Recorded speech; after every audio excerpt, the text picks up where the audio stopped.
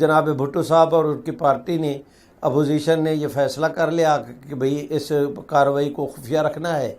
تو قادیانیوں کو موقع مل گیا کہ اب کارروائی تو خفیہ ہے، اس نے چھپنا نہیں، تو انہوں نے پروپیگنڈا شروع کر دیا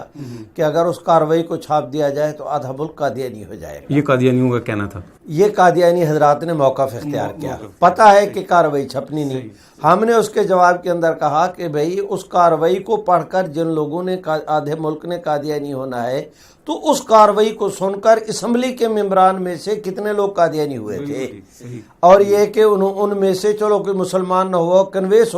قادیانی نہ ہوا ہو، آپ کے حق میں کنویس ہو کر آپ کو ووٹ دیا ہو، تو ایک آدمی بھی نہیں۔ تو یہی سوال آپ حضرات کے اسی لاہور کے ایک مولانا اختر کاشمیری صاحب تھے، انہوں نے صاحبزادہ فاروق علی خان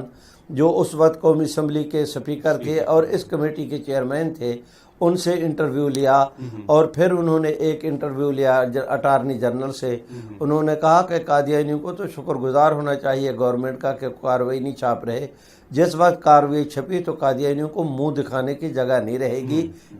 انہوں نے یہ تو اس طرح وہاں پر موقف بدلتے رہے، پیترے بدلتے رہے، اور اس طرح جو ہے وہ یہ شکست سے دوچار ہوئے۔ تحفظ ختم نبوت، ناموس رسالت، رد قادیانیت، حالات حاضرہ اور دیگر اہم ملکی و بین الاقوامی موضوعات پر مبنی مستند اور معلوماتی پروگرامز دیکھنے کے لیے KTV آفیشیل کے YouTube چینل کو سبسکرائب کیجیے۔